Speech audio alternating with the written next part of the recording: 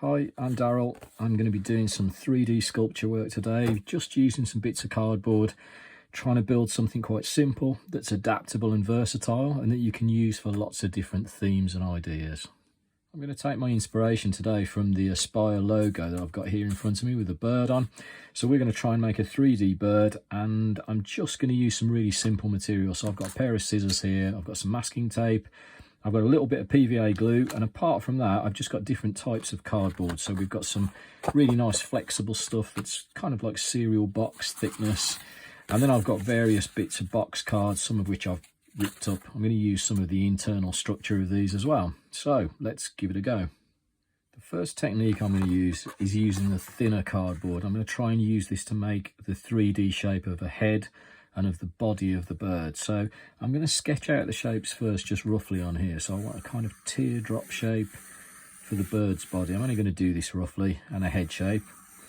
And I'm going to chop these out, and I'm going to cut some slits in them and push them into a 3-dimensional shape.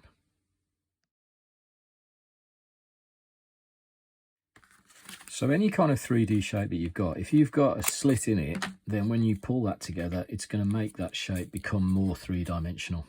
So this is just the same skill, the same technique, and all I'm doing is pushing this around my fingers just to make that shape get a little bit more 3D. And you can do the same with any kind of shape. So this teardrop shape works in exactly the same way.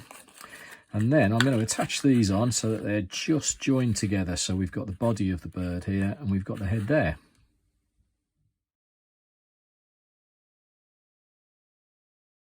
You can see I've gone right the way around the edges here, and all I'm doing now is just pushing the tape right into the edges. So you can either use the tips of your fingers, your fingernails, or you can go around the outside with a blunt pencil, and that will push all of that right up to the edges, make it nice and secure. Okay, so now we can have a little look at the wings. So for the wing that's around the other side of the body, I've got a piece of slightly thicker card here, and what I've done, I've just chopped off the corner so it fits into the shape of the bird's body. You can see that fits almost exactly there. And I'm just going to sketch the shape of this wing. I've got some photographs here that I'm having a look at so I can get the shape sort of right. It's about like that. And then I'm going to chop this out and just give it a kind of feathery edge.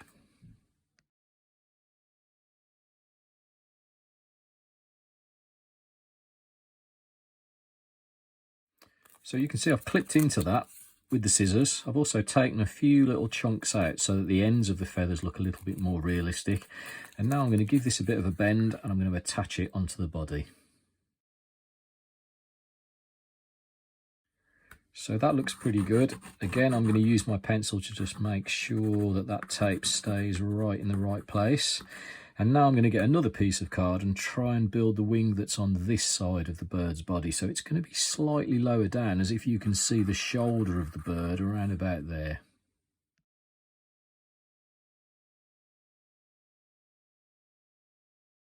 Okay, before I stick this wing on, I'm just trying to push it in my fingers so it becomes a little bit more 3-dimensional. So you can see how it's almost from the side, it's going to look a bit like an S shape. So there's a little bit of curve in the top where the bone would be, and then the feathers are curving back out towards you.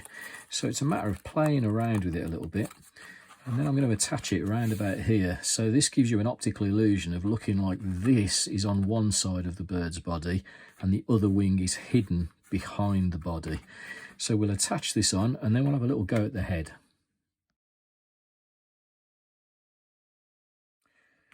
Again, carefully, I'm just going to push that tape down. I've put a bit of rolled up tape underneath this wing just to keep it in position. So I've rolled the tape back so it's sticky on both sides and pushed it underneath just like that, just to keep those pieces in the right place without covering them with the tape and spoiling the texture. So we're going to have a little go at the head now. So from the side, we're only going to see one eye, and it's kind of about there.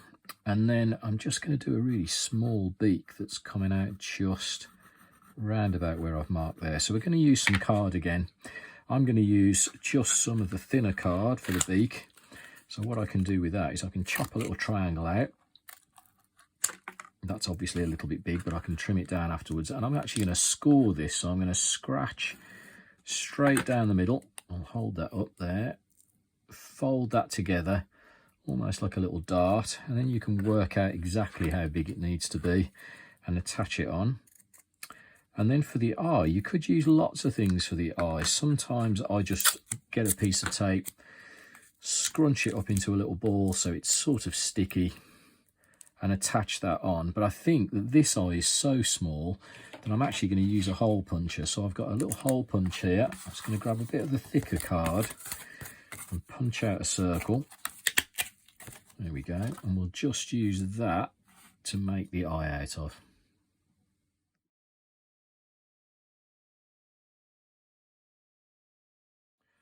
Well, I just used a little bit of glue then just to hold that eye in place because it's so tiny. The rest I've taped on and again pushed the tape into the gaps.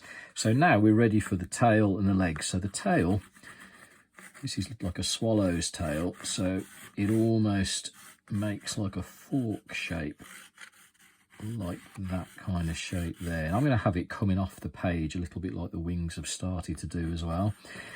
So I've got plenty of scraps of card on the table here, so I'm going to use some of these, and again I'm going to try and pinch them a little bit so that they're a bit more 3D. So you can see me doing that in my fingers there, and you'll see I'll probably use 2 of them and just slot them together again just to try and give it a little bit of depth.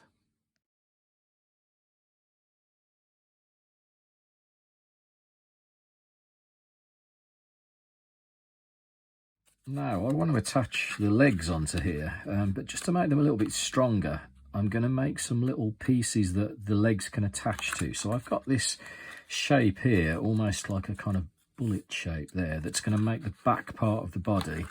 And I'm going to cut some slits in it so I can pull them down and attach the legs to them. So if I just cut a couple of slits here, you'll see what I mean. If I fold that one down and then fold the other one down, it gives me 2 pieces that I can attach the legs onto. I'm going to attach this and then make the legs and fix them on.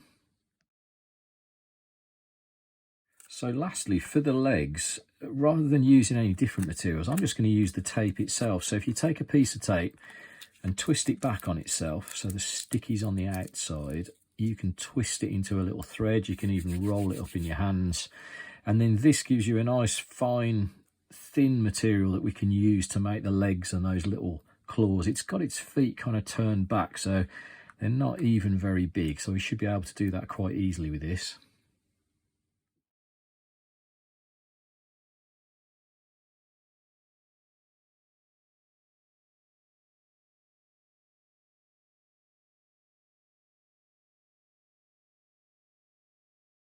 Well, now we can add a few more layers of feathers. So with the leftover pieces of card that I've got, I'm going to chop up some individual feathers this time, and I'm going to attach them mainly onto the wings, maybe onto the tail a little bit as well. And what I'm going to do is I'm going to try and hide the messy parts of the tape. So as I put each layer of the feathers on, I'm going to try and cover over the messy end of it with the next layer of feathers. So you're almost covering over your own mistakes, if you like. So I'll chop some out of here and you'll see that gradually build.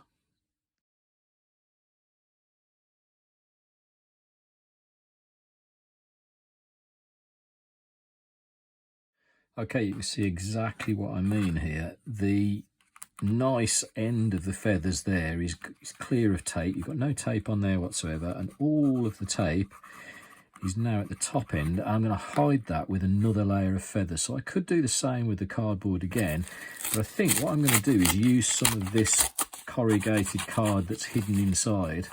I'm going to keep this skin because we're going to use it for the next stage. So I'm going to put that to one side and we'll just do a row of feathers using the corrugated card.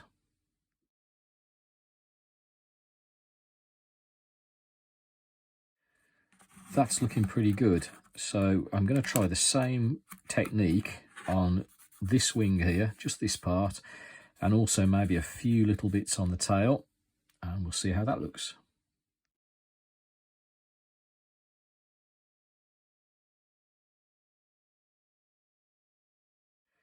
Okay, so that is almost ready now for us to start to strengthen and maybe even put some colour on top as well. So I'm just checking that all the bits I've added are stuck down nicely. And now we've got all these leftover bits where we've chopped up the pieces of card, and the less we throw away the better. So I've got some of the small triangles that were chopped out when we did the wings. I've got some bits of the corrugated card that we haven't used, and I've got a bit of glue here, so I'm going to use those just to add a last few textures on here before we do the final bits.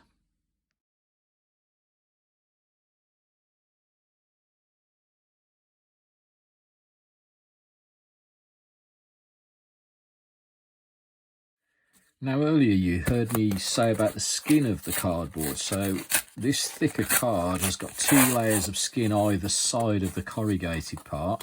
And that's what we're going to use because it's the perfect colour to hide the masking tape that we don't want to see. So all around the outside edge of this model, there's now bits of tape that we want to get rid of. Sometimes if you want to scribble on them, it helps. You can see which bits to get rid of. And what I've done, I've watered down the glue I've been using. So I've just mixed a little bit of water in with it. And I'm going to rip this paper up and I'm going to stick it over all of those bits to hide the tape.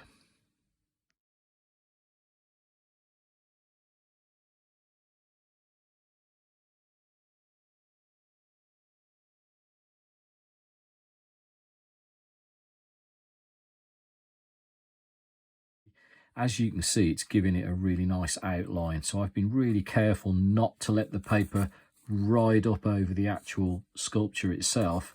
I've taken it right up to the very edge. The other thing it's doing is the glue is seeping into that edge and sealing it down. So the masking tape obviously isn't a permanent thing, whereas the glue will now hold that together. And now it makes it easier to paint too. It also gives us a nice textured background. You could continue that. You could continue putting different textures into the background and making that as exciting as the actual sculpture is. Also, while I've got the glue here, I've got a little bit of this glue left. So what I'm going to do is just let it run into some of the weaker parts of the model, especially these kind of corrugated bits where there's a lot going on. And then we can leave this to dry.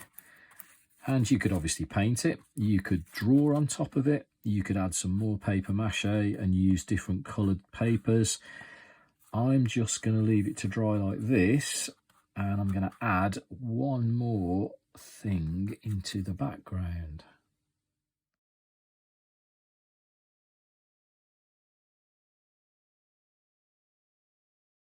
Okay, there's my finished bird sculpture based on the Aspire logo.